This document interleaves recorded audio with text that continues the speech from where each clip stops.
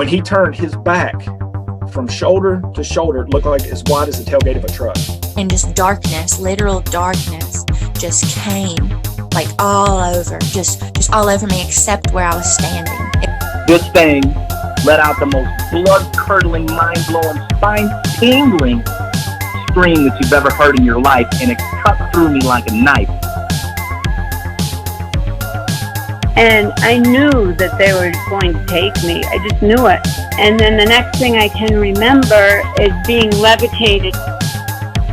Well, when I look in there, I see two big eyes staring back at me. Hello and welcome. You're listening to the Bump Podcast, a place for the believers of the unexplained, monsters, and paranormal. Join us, and we'll go face to face with what goes bump in the night.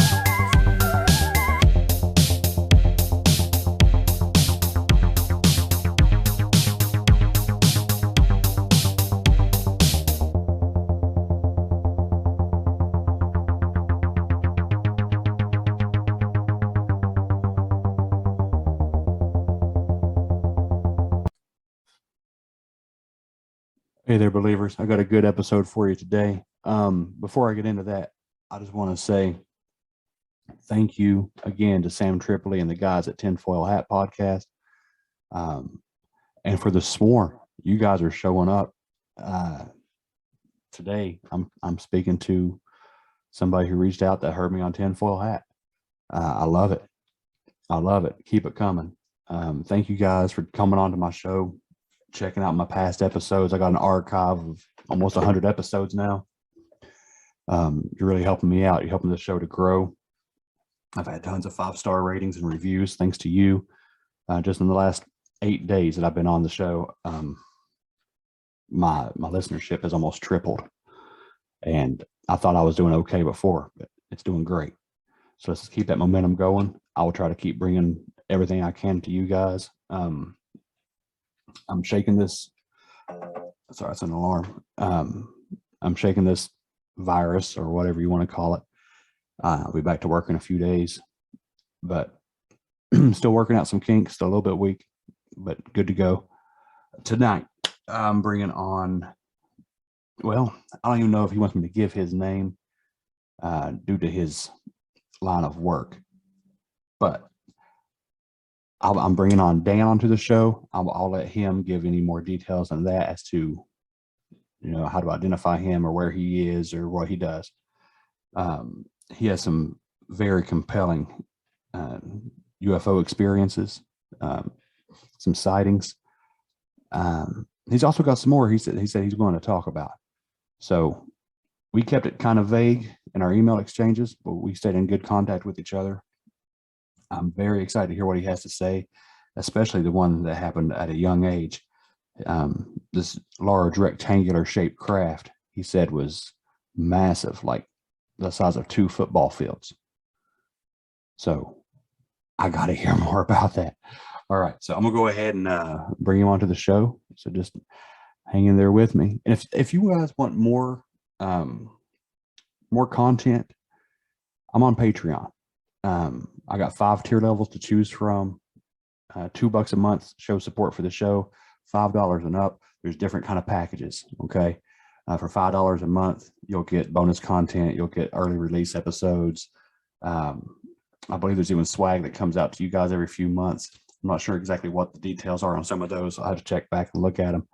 But yeah, there's a level out there for everybody. If you want to work out deals with being sponsors, we can work out some kind of, sign up for whatever tier, and I can do promos for, for whatever you want me to promote. Just like any kind of other sponsorship, because I have no sponsorships as far as through my podcast app and stuff like that. So whatever you guys want to do to show support, I greatly appreciate it. I love it. I try to give back. I'm kicking around the ideas of a big giveaway coming up soon, so we'll see how that goes. Yeah, I'll shut up. Let's go ahead and bring on Dan.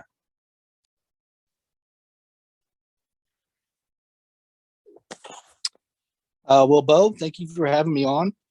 My name is Danny, and currently live in Texas, where I'm actually a sheriff's deputy. But I've had quite a few experiences with paranormal and UFOs, actually starting in California, of all places. That's where I was actually born and raised. First one was back in 2005. Okay. I was 17, so pretty young. Yeah. It was pretty early in the morning, about 2 or 3 a.m. And me and my friend were actually on our way home. It was a normal night, not cloudy or stormy in any way. And we actually lived next to an Air Force base. Saw this thing driving. It was in the air. We're pretty far off, probably it's probably a mile away by now. Mm-hmm. It looked big, and we actually, at the time, I was thinking, oh, that's a hot air balloon. You know, this was Northern California, next to Travis Air Force Base, and right. In Northern California, we have hot air balloons pretty often. But I was like, it's like 2 a.m. What's a hot air balloon doing out right now? It seemed weird. So we're driving like towards it. And it can't really tell if it's moving, or if it is moving, it's not moving very fast. And as we're getting closer, I realized that's no hot air balloon. And the thing is big. It was probably about twice the size of a football field. But it was like 200 yards long, maybe 100 yards wide. Wow. And it's real low. You know, it's hard to judge altitude. Yeah. But my guess is maybe 300 feet up in the air at most. I mean, it's real low. And it's coming at us as we're coming towards it. And it's traveling real slow. I say slow, like 50 miles an hour. So it seems fast, but with you being in the Air Force, you know, aircraft, 50 is, I mean, snail's pace. Yeah, it's crawling. Yeah. Oh, yeah. I mean, that's slow for an aircraft. So we see this thing, and my buddy is terrified.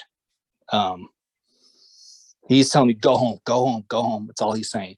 And of course, in my head, I'm like, yeah, obviously, I'm going home. Like, I'm not. That stuff scares the Jesus out of me, so I wasn't going to stick around for it. Right. Well, as we're basically parallel with it, I realize I have to turn underneath it. So I make my left-hand turn to go underneath it, and there's no noise at all. No noise, no propulsion. There's no wings. The thing is a box, like a rectangle. Like, there's defined edges. So a lot of people say, like, oh, I saw a cigar shape, or, you know, a saucer. This was no saucer. This was no cigar. It was rectangle. There's edges. They had no noise. Trees weren't moving from like wind. I mean, nothing. Dead quiet. And we drove right underneath it, and I drove straight home. As soon as we get home, you know, we run into the house. I mean, sprint into the house. And we're looking through the windows, looking. Nothing outside. Didn't hear anything in the papers, the news, nothing. Wow. And so, you know, Air Force Base. Yep. Could it have been some sort of aircraft? Maybe, but that's not. Travis Air Force Base is in the San Francisco Bay Area, sort of. It's a populated area. I mean, the town that it's in, we always called it a small town growing up, but that was a small town of 100,000. Yeah. You know, small town for San Francisco Bay Area. Right. So, you know, it's not 1 million people. It's only 100,000. Yeah. But so it's a very populated area. You know, so that's what really, you know, if they're testing out an airplane, why would you do it in that type of place? Right. Yeah. One, that don't sound like anything that, you know, that I was made aware of. I had a secret clearance. You know, I worked on, I've mainly focused on B-52s. You know, that was the jet I was stationed with. Right. But my gosh, man, something to be that size. Where would you It put was it? huge. You know, where would? Yeah, I mean, exactly. No. Let me ask you about this UFO real quick. I've never seen anything like that before, and I haven't seen anything like that after. You know, I did 4 years in the military. I saw all kinds of aircraft. I actually was on a LHD, just like a mini aircraft carrier. Mm-hmm. I've seen lots of aircraft. Never seen anything like that remotely. Right. You know. Yeah, that's insane size, and it's rectangular, completely quiet. Yes. That goes against anything that we have. You know, we don't have anything like that. If we do, it's I mean, secret squirrel stuff. They wouldn't be just floating it around NorCal. You know what I mean? Yeah, exactly. It definitely wouldn't consider itself be aerodynamic at all. Right. You know, no wings, square, not aerodynamic in the least. Well, let me ask you some more about that. Were you able to see like a height of how tall this thing was, like a thickness kind of deal? Yeah, it was. Yeah. Again, it's hard to judge size. I may be off a little bit by my dimensions just because it's in the air. Yeah. But you know, like 200 yards long, maybe 100 yards wide, or maybe less, maybe 80, and probably my guess like 30 to 40 yards tall. Wow. Okay. So I mean, it was tall, real tall. Yeah, it's like a building, like a city. Yeah, like exactly right. Nice. You know, I wouldn't say a skyscraper, but a fairly large, you know, building. I mean, it was big. That's crazy. And you know, was it any particular color? Could you tell where it's up, you know, where it's dark at night and stuff? Was it just black or? So to me, it looked black. I mean, could it have been metallic and just from the night sky, it looked black because it was just dark outside, you know, black, gray, metallic. I don't know, but it was dark. Man. You know, the craft itself looked dark and there was no lights at all. That was my next question. So, no lights, no windows, no nothing observable like that. No, I remember you saying you saw in your experience a green light. Yeah. There was none. No light whatsoever. Man. So there was no blinking lights, there was no solid lights, there was nothing. Wow. Almost like it was a dead craft, you know, just other than the fact that it was moving 50 miles an hour, there was no, life to be seen on it. There was no windows that I could tell. No, nothing. That's wild. And you said your buddy. It was strange. Your buddy won't talk about it anymore? Like no. So I've asked him. Well, I take that back. So throughout the years, I've asked him, "Hey, man, do you remember?" Blah blah blah. And he was like, "No, yeah, I remember," and that's it. Like, he'll real cold about it, like, yeah. And conversations ended. Just recently, when I contacted you, I contacted him, and he was like, "Yeah," he said he remembered, but again, our conversation was a single text message about it, and that's it. I mean, it was scary. I mean, it was pretty terrifying. Yeah. At 17, I mean, granted, lots of stories of abductions, things like that. I couldn't even imagine, couldn't even fathom the fear, but that was enough for me. Yeah, no doubt. That in itself was enough for me. Were you guys the type that believed in this stuff beforehand? Like, was it something you're open to? So I would say open to it. So when I was a kid, I liked watching History Channel, things like that. During that time, I don't think Ancient Aliens was even around yet, but right. They talked about, they had some programs on at that time that talked about UFOs. Not that I believed in it.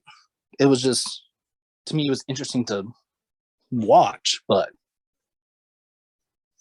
I never really expected to see something. Yeah. And that never really crossed my mind. After this, it seems like your world kind of opened up to more. You got these other experiences after this. Yeah. Yeah. So You're in the military, right? After that? yeah. So I had a big gap actually. At 19, I moved to Texas.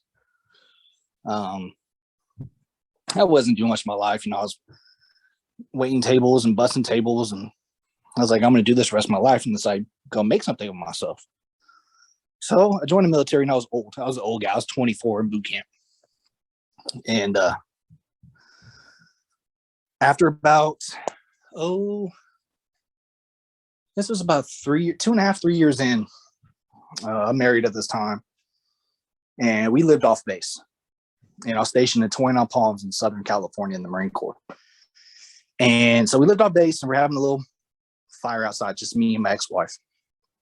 And it's probably about midnight. Off to the southwest, pretty high in the sky, saw a light. Well, I saw a light come on, I should say. And the light came on like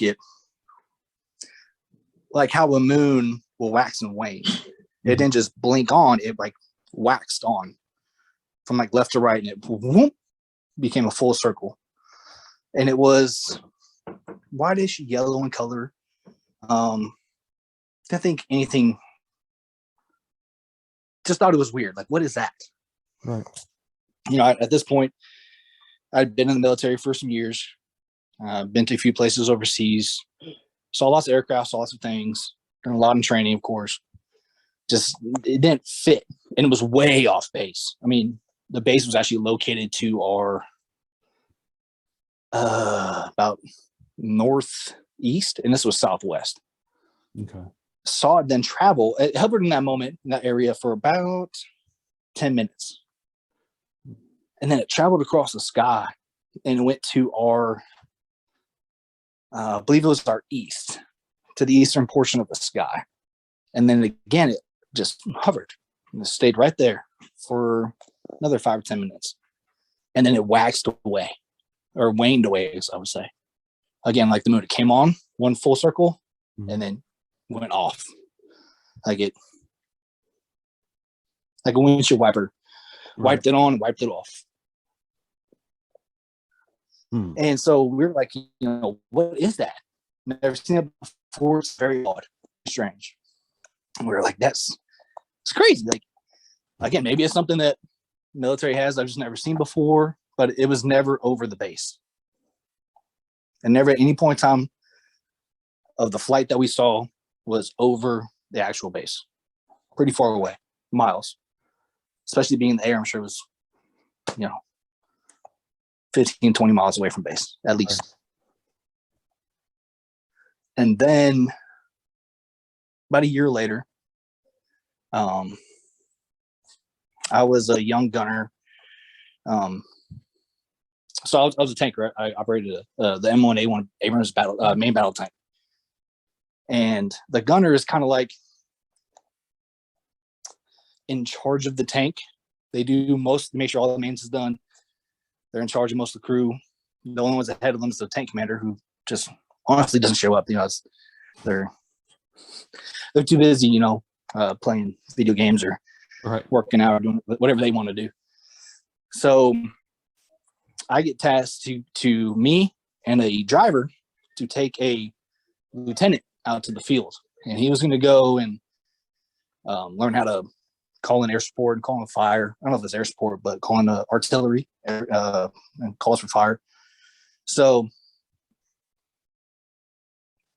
I have to go just so that there's another enlisted man to help if the tank breaks down, basically. I'm there just in case something happens, I have to fix it.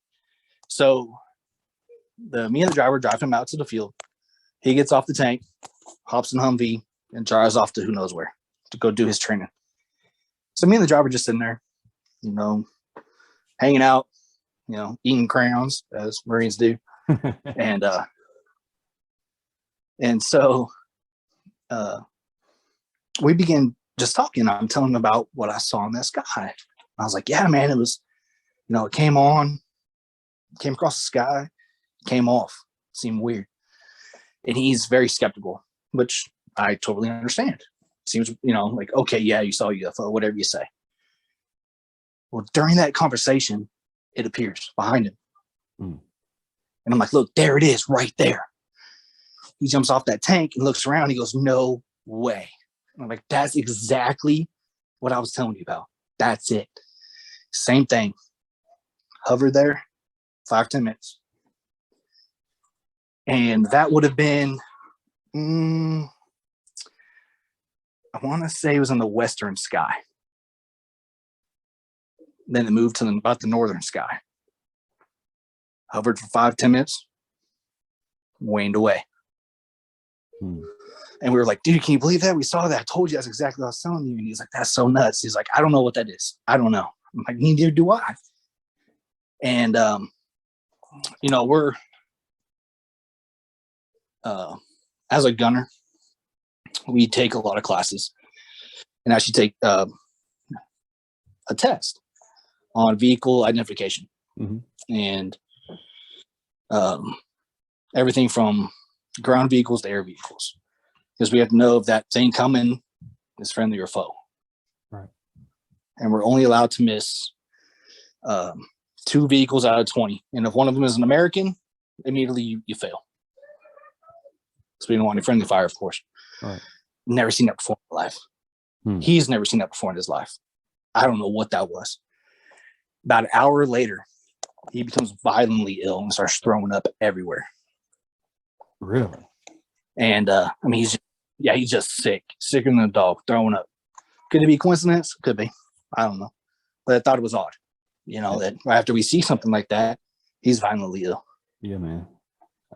You think his nerves got the best of him, or? That's possible. Yeah. It could be something like that. It could be very, very possible. It shook him, shook me. Yeah. I know that. How far away was this sighting from the first time you saw it with your wife? Far away in distance? Yeah, was it near the same area? Was it the same direction? Was it? Oh, gotcha. So, not quite. We were probably, as the crow flies, close, yeah. As the crow flies, from my house to that training area was probably 30 miles north. Okay. And we saw it from the western sky and moved to the northern sky the second time. While the first time we saw it from the southwestern sky to the eastern sky. That's why I was asking. It sounded like it's coming from a totally different direction in a totally different location. Yes. Somehow you're the one seeing it both times. And that strikes me as odd. That's odd. I'm grateful that every time that I've seen one, somebody else was there. Yeah. I'm not crazy because I know somebody else was with me going, what is that? And I'm going, right? I have no idea. Right. Yeah. And I'm not I'm in law enforcement.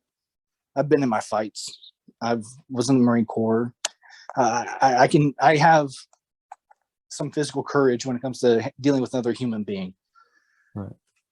Something like that it terrifies me. I'm turning into a 5-year-old kid. Yeah. It's understandable, man. That's the unknown. Not all of us are going to be like Will Smith on Independence Day and walk up and punch one in the face. You know what I mean? No, that's not me, man. That's not me. That's that. I'm the wrong guy for that one. What do you think this is, man? What do you think is behind these lights?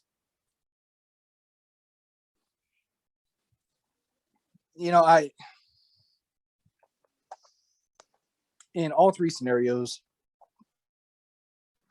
I feel like there had to be some sort of, how can I put it? At least in the last 2, there was intelligent. They were maneuvering. It was in one place, not moving, and moves to one location, and it comes to a stop. Somebody made those decisions. Those were controls. Um, I hope, I really hope that it isn't extraterrestrial.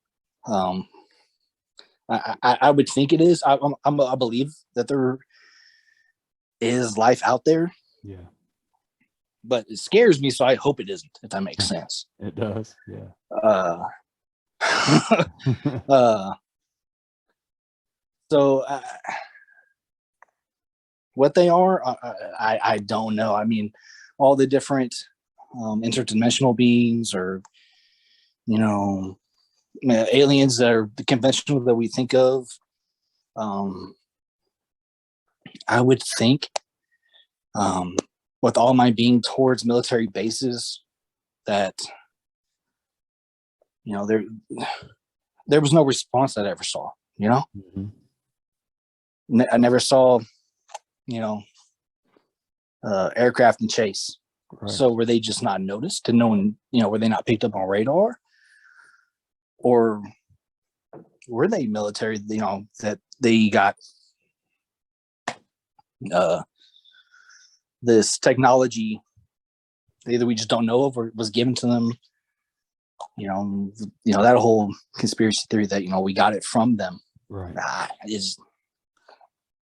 I don't know. Yeah, man. So that's the thing. Like, yeah. You say you hope it's not extraterrestrial or whatever, and that's great. But as bad as it sounds, I would almost rather be rolling the dice on something from some other planet than trusting some foreign adversary that we know hates our guts that has this technology. You know what I mean? Oh yeah. If it's us with it, if it's us with it, that'd be one thing. That'd still be scary. And why be so secretive? What are we up to? That's right. I don't know, man. The more stories I hear like this, the less I figure out. So, no, I'm right there with you. I mean, I've watched. I listen to a lot of podcasts. yeah. I've watched a lot of programs, and it interests me to see on TV. Yeah.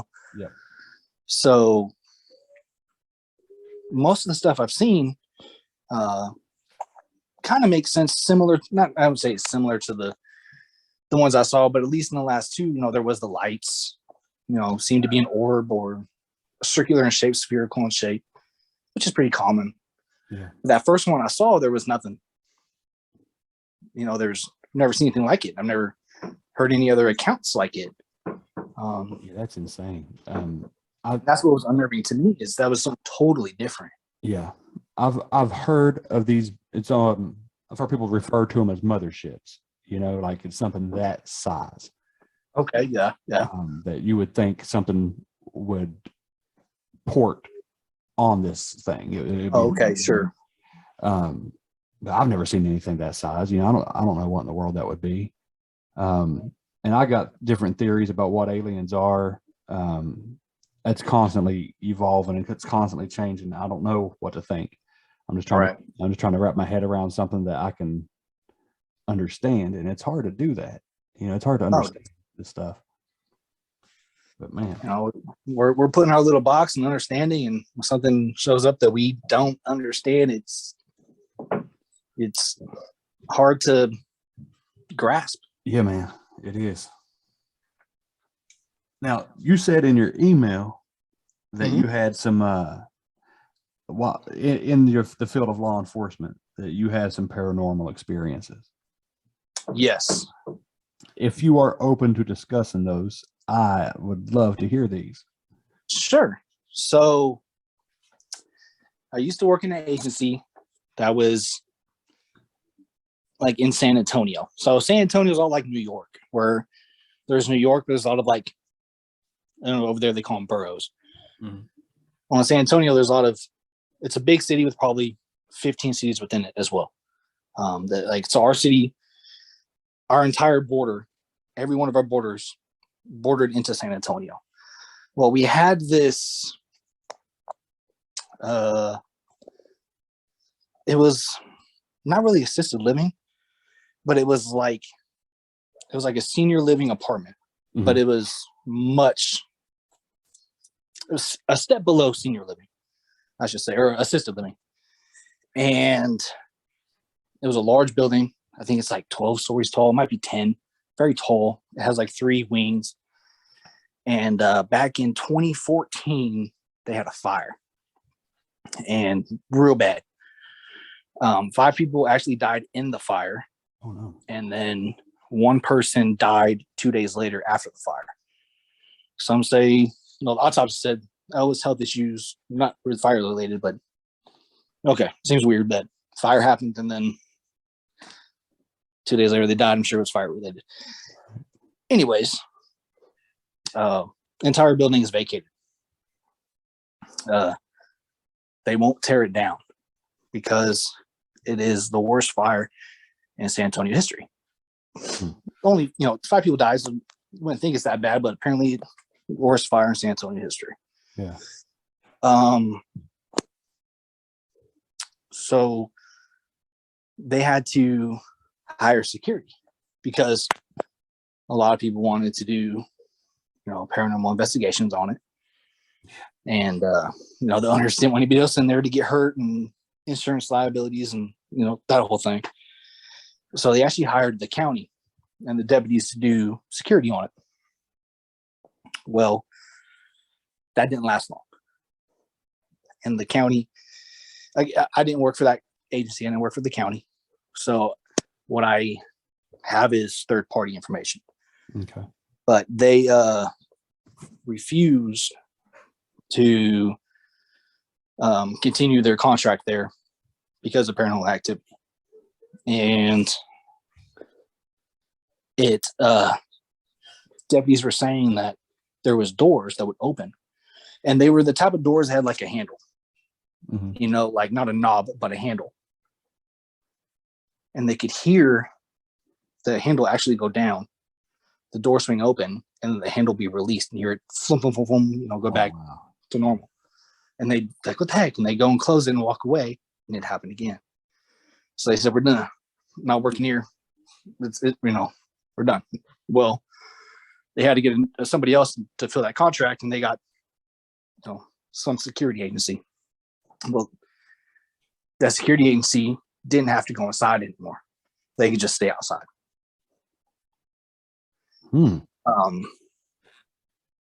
That place just had a presence, and not a good one. There was a lot of death in that place. Some of it, was just old age, natural causes.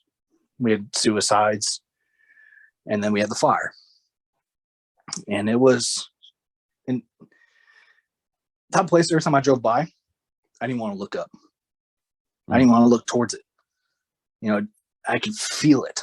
It was palpable. You knew that it was not a good place. Yeah.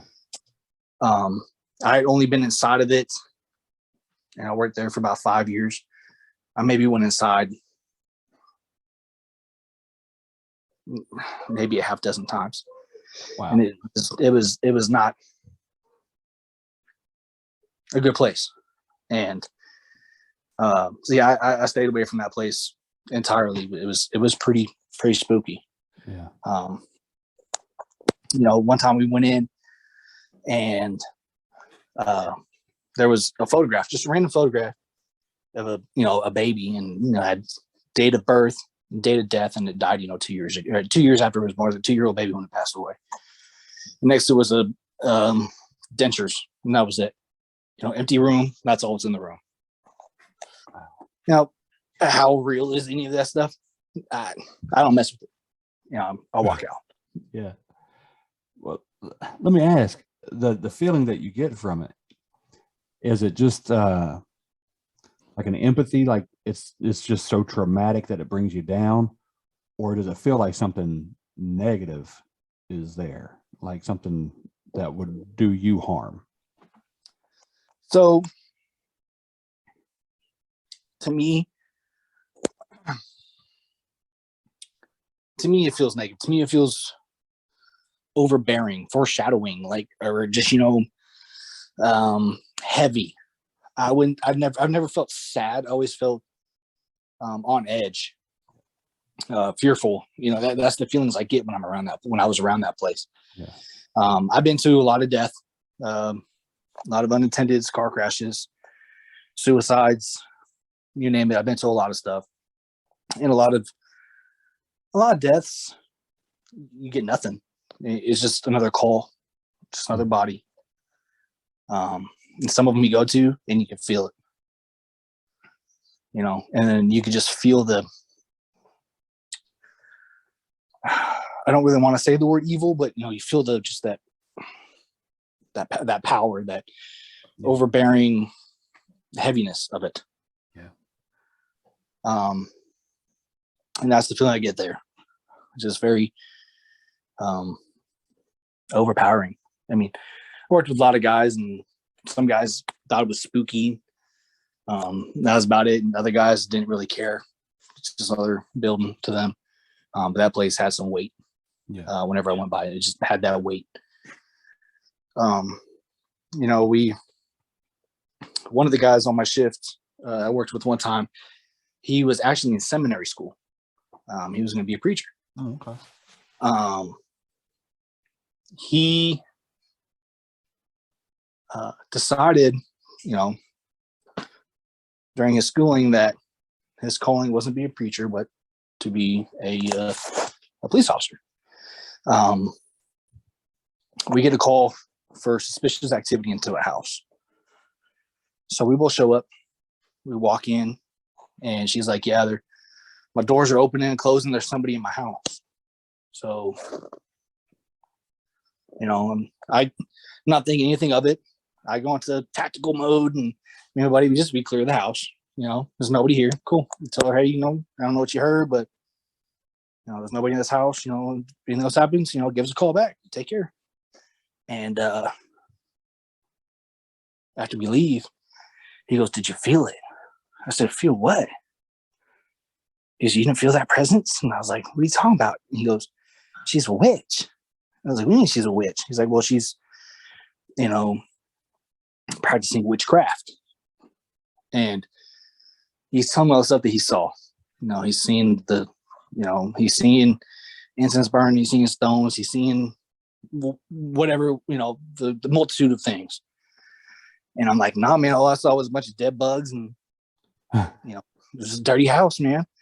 And he's like, "No, she's practicing things. She's allowing things into her home. And that's what's opening doors. That's what's making issues there." Mm. And I was like, "And you let me in that house, man? Like, you didn't give me a warning?" Because I would have walked out and said, "Hey, good luck to you. Take care." I'm a police officer. I'm not the Ghostbusters, so that's not my job. So, we go into a lot of houses. We go to a lot of scenes. We see a lot of things, and some guys, I think, can see it better than others, and can recognize it better than others. Yep. There's a lot of scary stuff out there. Yeah, I think you're right. I think that for whatever reason, and I don't know if it's because you had an experience at the age of 17 that kind of opened your mind up to the other side of things. Right. But for whatever reason, yeah, man, I think you are absolutely sensitive to this stuff.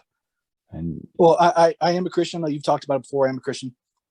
I believe in Jesus Christ. I know he died for my sins, and I have that relationship. Absolutely. And I believe in the Bible, and this stuff's talked about. Yeah. Evil spirits, to me, that's it's real. It's not a what if, or is it, or Yeah. Sure, some things can be explained. Some things are just natural happenings. Right. But there are phenomena that are not of this world. And so I had another one. Me and a good friend. Well, I don't say good friend, partner. He's a good friend, but he was my partner. Mm-hmm. And we get a call, another suspicious circumstance. This was actually at a dentist office. And this dentist office isn't old. It isn't decrepit or, you know, spooky looking. It's in a strip mall. It's late. And we get a call that their back door opened and closed. Mm-hmm. And the back door doesn't have a handle from the outside. You know, it's flat on the outside. Well, you can only open the door from the inside of the building. So we go in. It's like just the secretary and like a dental hygienist, and that's it. Just two women. And so we're like, hey, you know, stay right here in the lobby, and me and my partner will go in and clear the area, make sure there's nobody in there. And so the lobby is separated, you know, by a wall and a door. So we go in and we start trying to clear the rest of the building. Well, we hear in the background a cackle, like not just a laugh, but like a cackle. And we're like, okay, someone's in here. So we're like, you know, let's check it out. We go through the building and there's nobody in that place, completely empty. We walk back up to the front and we're like, oh, you know, the girls must have made a joke and we're laughing about something, you know? And so we walk up, like to back, and we're like, hey, go back out there. Sorry. Kids just walked into the room. Oh, that's all right. So, you know, we asked the girls, you know, did y'all make a joke or something, or were y'all laughing? We walked back in here.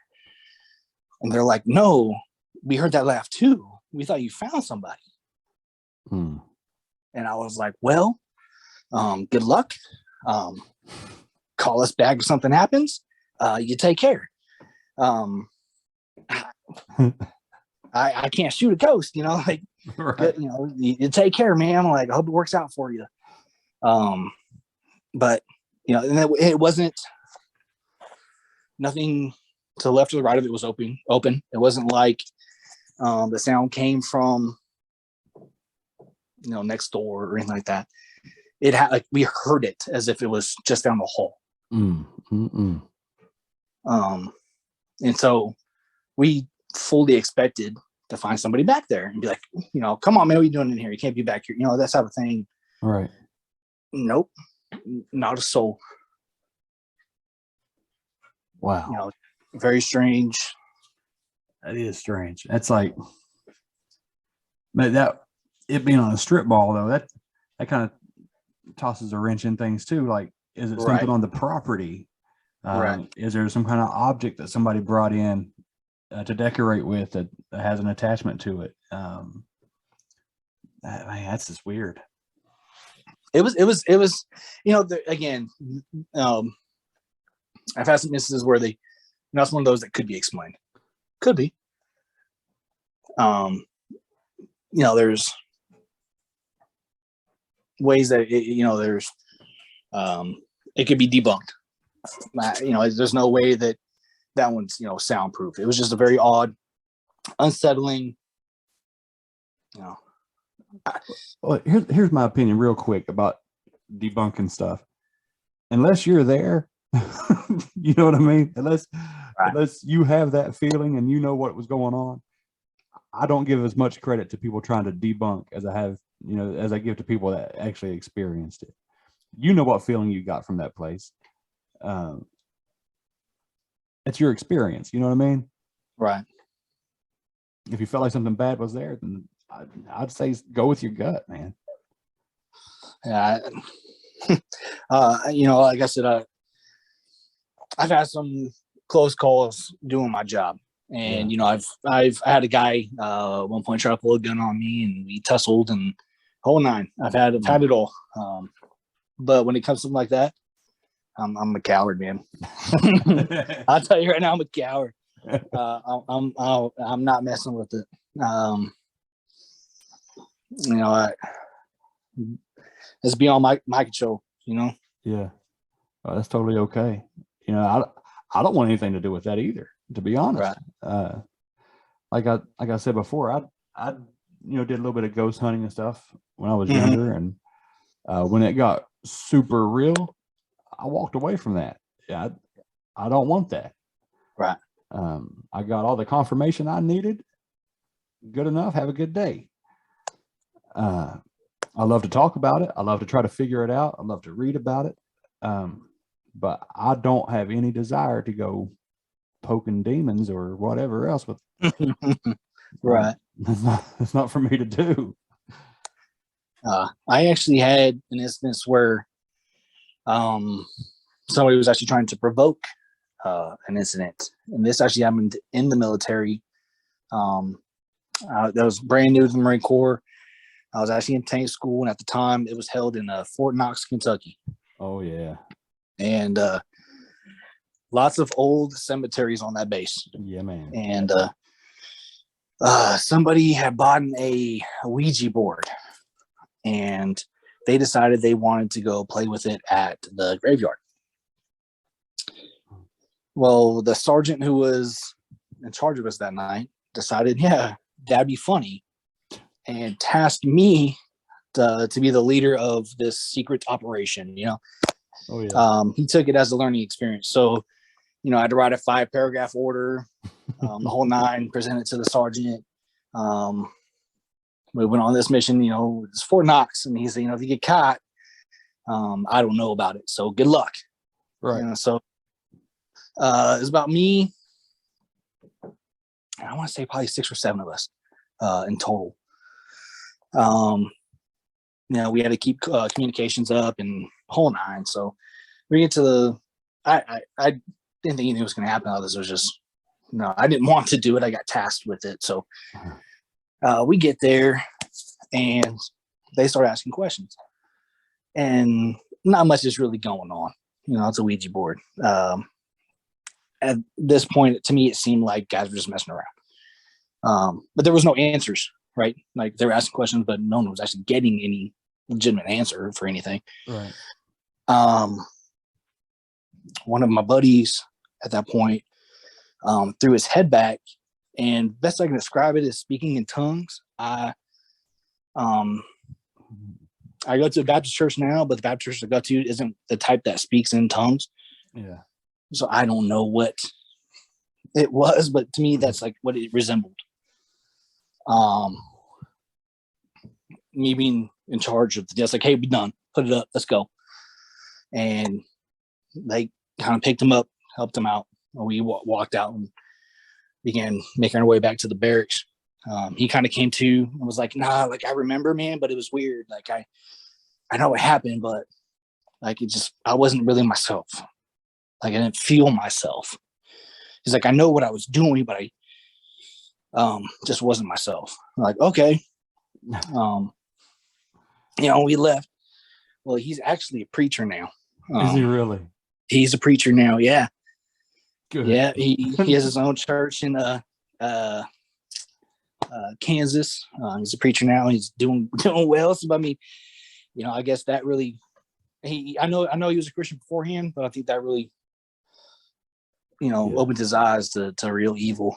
And, you know, I'm sure there's got to be some pretty nasty spirits, you know, on Fort Knox, Kentucky. I mean, we had, you know, you'd be standing guard. There's a long hallway, 2nd story. That was it. There was like, you know, 20 rooms, like 10 rooms on each side of the hallway. And you stand guard, and you would see somebody walk from one doorway to the next. And you'd be like, hey, no, I'm supposed to be awake right now. And you go look, there's nobody there. Right. You know, just you know, strange things like that. Nothing crazy that we had any like real hard evidence or just strange things. Yeah, that's like I was telling you before we started recording. Down there at it was a corrosion control facility hangar at Barksdale. Somebody, the story goes, you know, somebody had fallen off the catwalk. That the catwalk is like towards the top of the hangar. Right. There's like a little walkway, you know, platform. Yeah, somebody had fallen off there and died. And you know, you're in this this big creepy hangar, and you'll hear somebody walking up and down that catwalk. Or somebody will be banging on the front door, and you go out there and there's nobody there. That stuff, it lingers, man. It does. But that Ouija board experience you're talking about, it's scary, but it's almost funny. Like you go out there and instead of having a scary experience, you got this future preacher unlocking spiritual gifts. Yeah, right. Like he falls straight into battle, never comes back, man. That's awesome. Hey, he tell you what, a fire lit underneath him, and we actually on ship. He was actually giving sermons on ship too. Awesome. We deployed on what's called a MEU, and this was probably only 8 months, maybe a year later, and he starts giving sermons on ship, and now he's got his own church, and he's doing awesome. He's doing good things.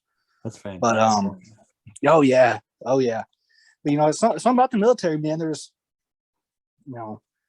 I don't know if it's because so many military members are younger, and so maybe still more open to that type of experiences, or just the fact that so many young men are placed in situations where they're, in situations and places where there's a lot of trauma and a lot of death, and so well, a lot of people that join the military aren't coming from good situations, man. Right. So there's a whole lot of reasons for bases to be haunted, I think. Yeah, there's a whole lot being held in there. And there's, you're talking about the stuff, the weird happens in the military, and we had a lot of superstitions in the Marine Corps, at least in tanks.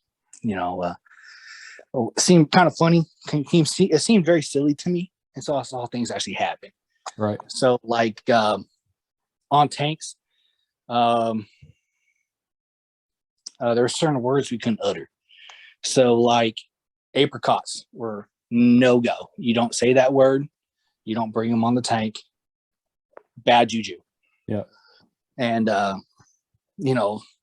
could they be coincidence? Of course. We had our corpsman at the time. The Marine Corps doesn't have any medics. We get ours from the Navy, and so our Navy corpsman was laughing at us and jumped on my tank and started saying apricot. Tank broke down that day. No.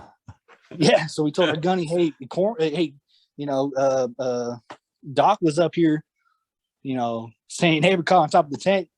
He made that corpsman, poke his finger with a hypodermic needle, and actually made him, put a bloody cross on the tank and give blood back, because the tanks had their own god, and the god's name was Crom, and whole nine. Yeah, the whole nine. Yeah. And I've seen all kinds of just no one believed in it. Well, if they're saying some stuff and something happens now, I don't believe it's Crom or this other stuff, but enough people believe in it, and then it's a darker power, and then can take that fear and turn it against you. Yep.